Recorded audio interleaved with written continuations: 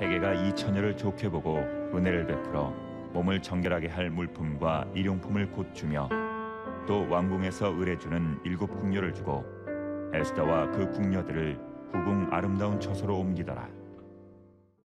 오늘 생명 양식은 에스더 2장 1절부터 11절까지의 말씀입니다.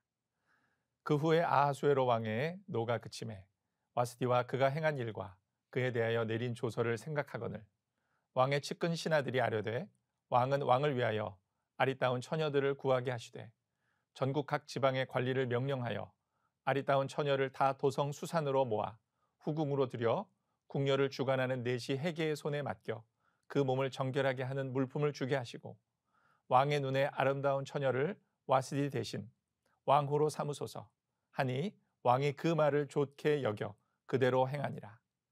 도성 수산에 한 유다인이 있으니 이름은 모르드게라. 그는 베냐민 자손이니 기스의 증손이요 시므이의 손자요 야일의 아들이라. 전에 바벨론 왕 느부갓네살이 예루살렘에서 유다 왕 여고냐와 백성을 사로잡아 갈 때에 모르드게도 함께 사로잡혔더라. 그의 삼촌의 딸 하다사 곧 에스더는 부모가 없었으나 용모가 곱고 아리따운 처녀라. 그의 부모가 죽은 후에 모르드게가 자기 딸같이 양육하더라. 왕의 조서와 명령이 반포되매 처녀들이 도성 수산에 많이 모여 헤게의 수하에 나아갈 때에 에스더도 왕궁으로 이끌려가서 궁녀를 주관하는 헤게의 수하에 속하니 헤게가 이 처녀를 좋게 보고 은혜를 베풀어 몸을 정결하게 할 물품과 일용품을 곧 주며 또 왕궁에서 의뢰 주는 7궁녀를 주고 에스더와 그 궁녀들을 후궁 아름다운 처소로 옮기더라. 에스더가 자기의 민족과 종족을 말하지 아니하니 이는 모르드게가 명령하여 말하지 말라 하였습니다. 모르드게가 날마다 후궁들 앞으로 왕래하며 에스더의 안부와 어떻게 될지를 알고자 하였더라. 오늘 본문 말씀에 아하수에로 왕은 자신의 말을 듣지 않는 왕후 와스디를 폐위시키고 조서를 내려 나라 안의 모든 여인들의 기강을 바로잡고자 했습니다.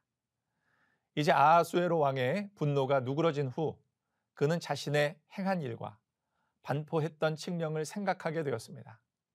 이미 법으로 공표했기 때문에 자기가 한 일을 후회해도 때는 늦은 상황입니다. 왕의 젊은 측근 관료들은 새 왕후를 찾기 위한 구체적 계획을 수립합니다. 전국 지방 관리들을 통해 아름다운 여인들을 수산궁으로 소집해 후궁으로 삼고 내시 헤게로 책임 관리를 하게 했습니다. 선택된 후보자들은 왕후 와스디 대신 왕의 눈에 보기에 즐겁게 해줄 수 있는 외모여야만 했습니다. 이 시점에서 왕궁의 사치스러운 상황과 대조되는 포로 신분의 베냐민 자손의 유다인 한 사람이 소개됩니다. 그의 이름은 모르드게입니다. 그는 사울 왕의 아버지였던 기스의 증손이고 사울 왕을 후원했던 시므이의 손자이며 여일의 아들이었습니다. 그가 여호야긴 왕이 바벨론 포로로 끌려갈 때 함께 끌려갔던 것을 보면 한때는 유력한 가문 출신이었음을 알 수 있습니다. 이런 모르드게에게는 하다사라는 이름의 사촌 누이 동생이 있었습니다. 그녀는 별이라는 뜻의 페르시아식 이름인 에스더로 불렸고 부모가 일찍 세상을 떠났기 때문에 모르드게가 딸처럼 길렀습니다. 에스더는 용모가 곱고 아름다운 젊은 처녀였습니다. 그녀의 외모에 대한 묘사는 왕실에서 논의된 왕위를 뽑는 자격 조건을 갖춘 여성이라는 사실을 알려주고 있습니다. 또한 앞으로 무슨 일이 일어날지 짐작할 수도 있습니다. 드디어 왕의 조서와 명령이 반포되었고 에스더 역시 뽑혀 궁녀를 관리하는 헤게의 수하에 있게 되었습니다. 헤게는 에스더를 남다르게 대우합니다. 7명의 시녀를 붙여 시중을 들게 하고 가장 좋은 숙소를 제공합니다. 헤게는 히브리 소녀에게 은혜를 베풀었습니다. 이 은혜, 즉 헤세드라는 말은 히브리인들에게 하나님의 베푸시는 언약적 사랑이며 신실함의 표현인데 에스더는 이 은혜를 이방인에게 받았습니다. 헤게의 특별 대우를 받으면서도 에스더는 모르드게의 명령대로 자신의 국적과 관련된 출신 성분을 밝히지 않았습니다. 아마도 국적이 알려지면 왕비가 될 기회를 박탈당하거나 위험한 상황에 직면하게 될지도 몰랐기 때문입니다. 모르드게는 날마다 후궁들을 왕래하면서 에스더의 안부를 점검하고 보살핍니다. 모르드게가 예언자들처럼 하나님의 계획을 미리 알고 주도 면밀한 행동을 했던 것은 아니었습니다. 그는 하나님의 계획을 미리 안다거나 자신의 능력으로 상황을 통제할 수 있는 사람이 아니라 지극히 평범한 사람일 뿐이었습니다. 하나님의 구원의 드라마를 만들어 가시기 위해 어디서나 만날 수 있는 평범한 자신의 백성을 세우시는 분이십니다. 그는 자기 백성과 맺으신 언약적 사랑 때문에 적재적소에 필요한 사람을 준비시키셨을 뿐입니다. 우연처럼 보이는 모든 사건 뒤에는 일하시는 하나님의 섭리와 경륜을 우리는 이 에스더서에서 배울 수 있습니다. 오늘 말씀이 우리에게 주는 교훈을 정리해 보겠습니다. 첫째, 모르드게는 사촌 여동생 에스더를 그 부모가 죽은 후 딸처럼 키웠습니다. 그것은 자신의 주변 사람들을 불쌍히 여기는 선한 마음을 가지고 양육의 수고를 감당한 것이었습니다. 또 그는 의롭고 충성된 신하로서 왕을 위기에서 구해냈습니다.